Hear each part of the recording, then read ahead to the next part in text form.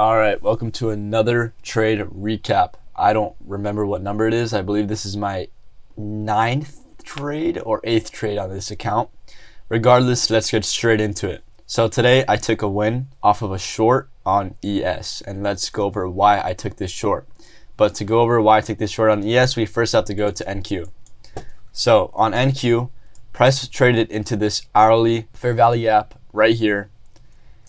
And this red thing is the order block that's marked out, and it reacted, right? So I wanted price to break above here and close. All right, closure is very important, and then I would have entered off this fair value gap to the upside, right?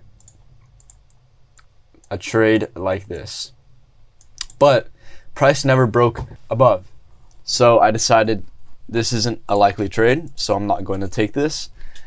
And then I thought, all right, well, it seems like it's going to be bearish since it didn't break above, had a nice displacement candle to the downside. So let's find out which pair is more bearish, right?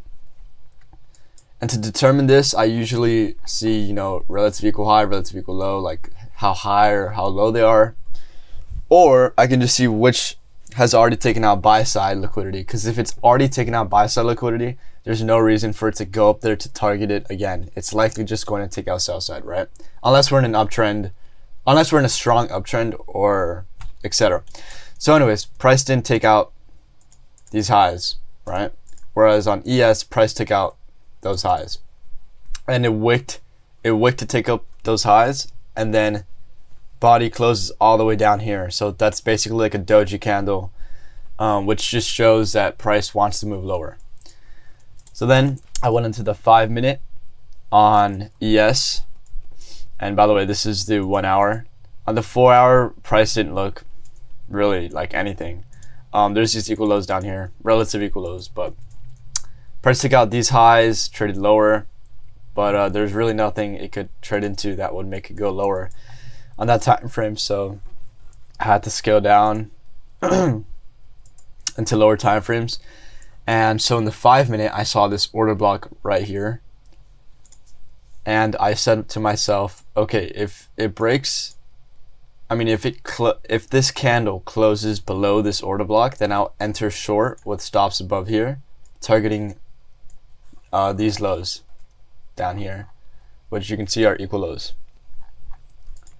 But that happened, and I hesitated, and I did get a re-entry basically like around here, but I stopped myself out at break even because I basically psyched myself out of the trade, and I broke my first rule, which is do not leave a trade early. So I'm pretty upset at myself for doing that, but that didn't happen here.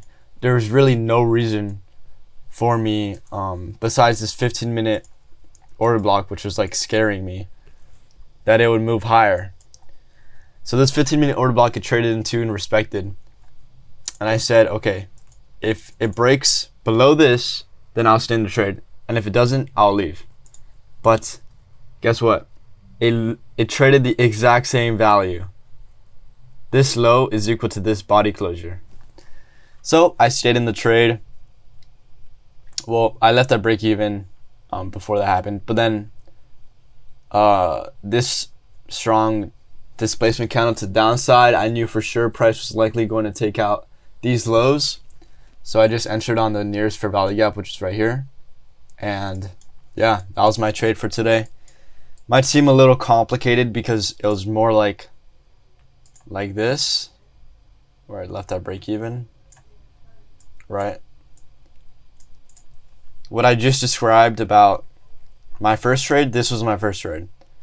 I got stopped at break even, and then I re-entered a position, which is breaking a second rule, which is do not enter two positions a day, right?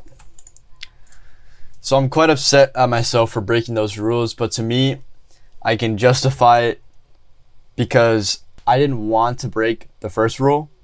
But since I broke it, I wanted to find a way that I could like get back in the trade and stay and stick in it, even if I get stopped out. It's whatever. So I found a way to stay back in it, and that was my trade.